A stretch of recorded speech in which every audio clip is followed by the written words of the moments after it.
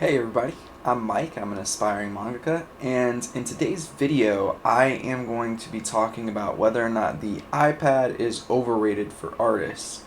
Let's get started. Alright, so before I get into showing you some of the drawing parts and stuff like that and how parallax is, I just wanted to give you a general overview. So I think that the iPad Pro, so I have the 2021 model, it's not the one with the M2 or whatever chip it is, it's the prior model to that. So, and it's also the 12.3 inch screen. I love this thing. So I take it with me. I can go and work on it, or work on art on the couch. I can go to a different room, and that's been really nice for me being an artist that struggles with ADHD. But there are some things that I think kind of limit it as far as being able to be a 100% fully functioning workspace for somebody that wants to make art really, really consistently and is trying to get to a professional level like myself. So I've kind of made this transition from wanting to just do mangas and things like that to possibly getting a career in doing character concept art for a video game development or something like that, right? And when you get into a professional field, everything is about workflow.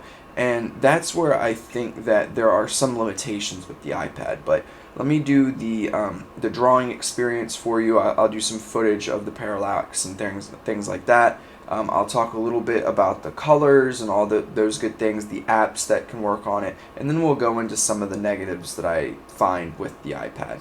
Alright. Alrighty, so as far as drawing experience is concerned, if you want to look, like, the parallax is like pretty much non-existent. You pretty much put your pen down and you draw, and it's directly, like, the line is just directly under the pen. Also, I would say that overall you don't necessarily, there's a little bit of lag with it, but you don't necessarily see that. But one thing that you do see, and this is at least in Procreate, is a slight wobble to the line if you're drawing a little slower. I would try to do a ruler, but for whatever reason, it's just not registering the pen as I try it with a ruler. But if you speed up a little bit, that wobble kind of goes away. But the slower you go, the more wobble you get. And I mean, it gets pretty substantial at times, at least on Procreate. I will say in Clip Studio, I didn't necessarily have the same problem. But yeah, so there is a slight wobble. I did notice even in Clip Studio the slight wobble. So if you're on Clip Studio, what you can do is, if that's going to bother you, you can go ahead and turn on the stabilizer. If you're not too concerned with it, because it isn't something that's going to limit your artwork too much, then I would say you're probably good to go. Alright, but yeah, overall drawing performance of this device is very, very good. Everything feels and looks really crisp. The resolution is fantastic, so even if you were to zoom in, you get a little pixelation when you zoom way in, but like in comparison to how, how small that actually is when you zoom in that much, it's really not, it's inconsequential, it's not something that you're going to notice as you're drawing. Alright, so that is the drawing performance portion. So the other thing that I wanted to show you all is the shortcuts with finger gestures. So say you get a line and you don't want the line, if you want to erase it, you would double tap with your hand with both fingers and it will undo. If you want to zoom in to get a small detail, you can take and pinch out, and that will give you access to zooming in. If you want to zoom back out, you pinch in, so out to zoom in to zoom out. And then the other thing is rotation. So if you put both fingers on and twist your hand or your fingers, it will rotate for you. Now these definitely come in handy. I would say I really actually enjoy them a lot.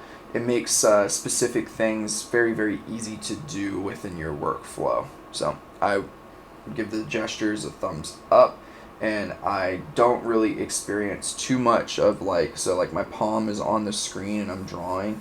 you don't have to worry too much about your palm becoming a problem, right? It's just the palm rejection for the newer models of this are fantastic. So that is the overall drawing experience, or I guess the overall review of the drawing itself, and I can talk a little bit about the experience as a whole. Alrighty, so overall, I would say that the iPad is just fantastic to draw on. It was so good actually that the 22R Pro, and if you're a ongoer on this channel, you would know that I did quite a few reviews of that tablet, that graphics tablet, and I really enjoyed it. I ended up immediately just wanting to draw on the iPad for a lot of reasons, but the most important reason was the fact that the drawing experience was as good as it was. I think that you want to feel when you're drawing, you want to feel like you're almost drawing on paper or doing traditional things, right? Once you start getting even a slightest bit of disconnect between your pen tip and what's actually being drawn on the canvas, you're going to not really enjoy drawing on that tablet that much.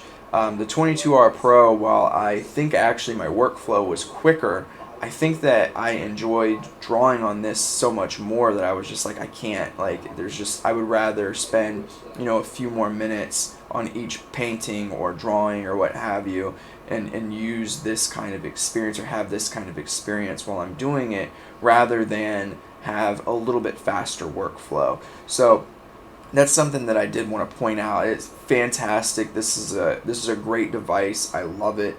I'll continue to use it even though I did upgrade my graphics tablet just recently. I'm going to continue to use this as a supplemental digital art device.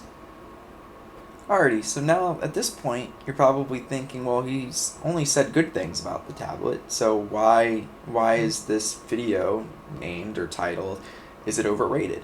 Well, that's because there are some negatives that I think are pretty substantial. One of them being the loss of keyboard shortcuts. So you could probably solve or remedy this by getting some form of like a controller that's Bluetooth or a keyboard that's Bluetooth, and be able to have that by your side as you're working. Now the issue with that, in my opinion, is one, it kind of defeats the purpose of having the iPad in the way that you have it, right? The iPad is supposed to be something that's mobile, that you can use on the go, and at this point you're kind of making it into a desktop device or like a laptop device. Now, while you can do that, and I think that it would work really effectively, you'd probably be better off having a slightly bigger screen. So even if you were to upgrade to just a 16-inch screen, or better yet, like a 22-inch screen, you would be able to have more of that space, and you'd have like a more legitimate feeling desktop setup. So that's one thing.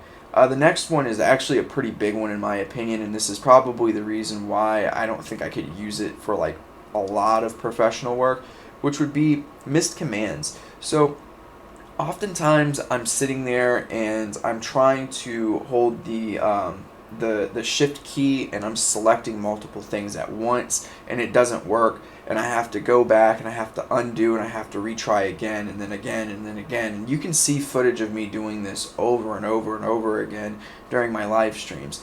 That's really, really frustrating, and it really breaks up your workflow. And the reason why that's so substantial is because if you spend even 3 or 4 minutes per session doing that when you're trying to make a piece, over a long haul, you're missing out on hours of work in a given month or year, right?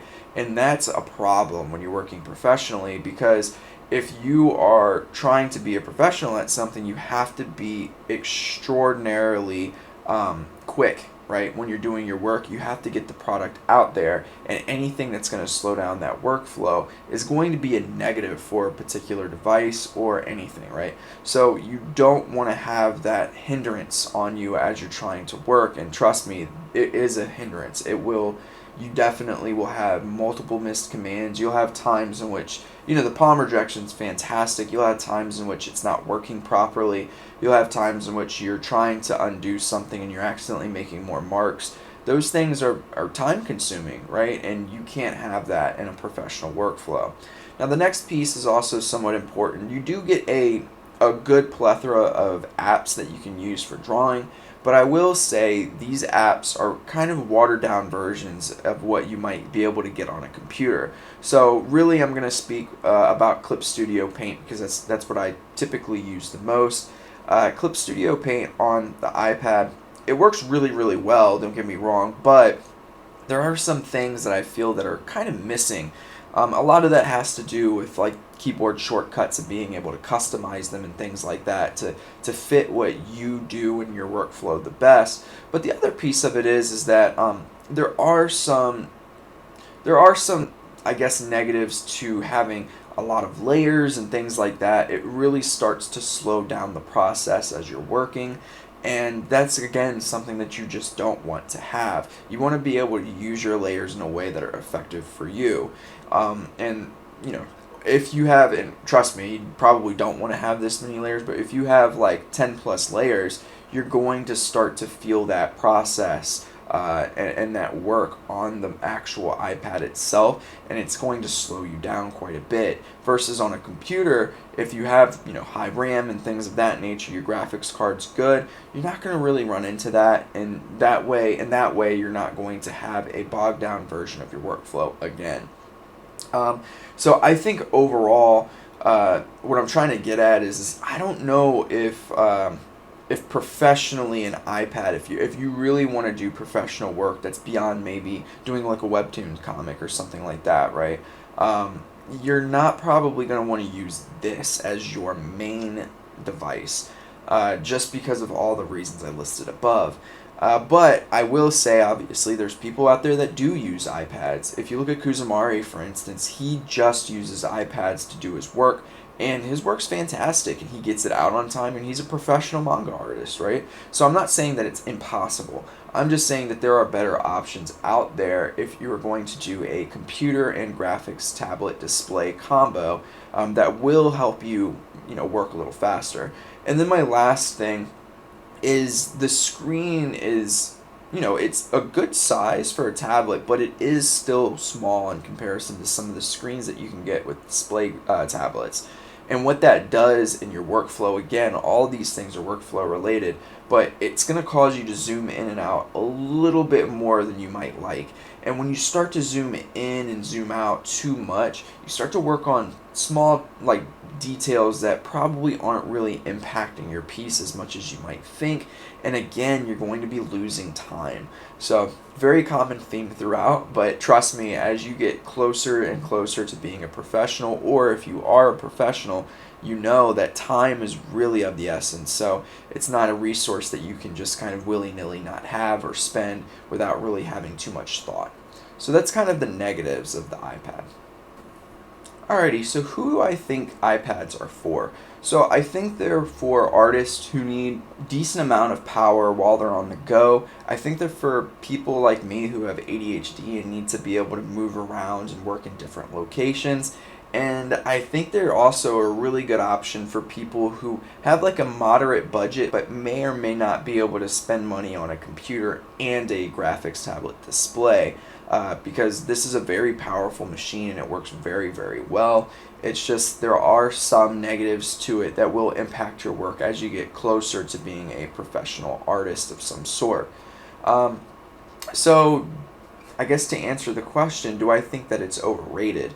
I would say no. I actually don't think that it's an overrated device. I do think that having a desktop setup can be more beneficial for you. For all the reasons that I stated above. But again, I'm going to use Kuzumari as the case example for this. You don't necessarily have to have a desktop setup in order to be a professional in a field that is art related, right?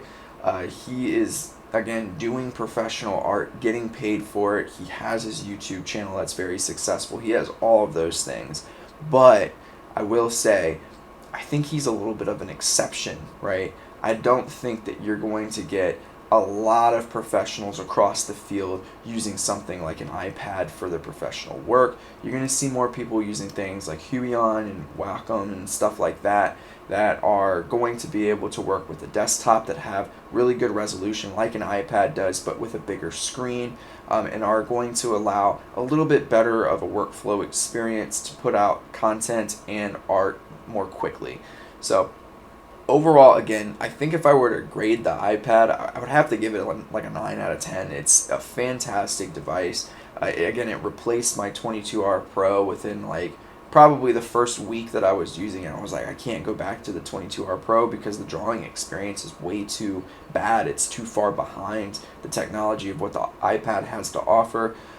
So there's a lot of positives with it, but if I'm going to grade it for a professional, I'd probably grade it at a 7 out of 10 because of all of those workflow issues that you're going to have with it, the missed commands, the lack of shortcut or keyboard shortcuts and things of that nature.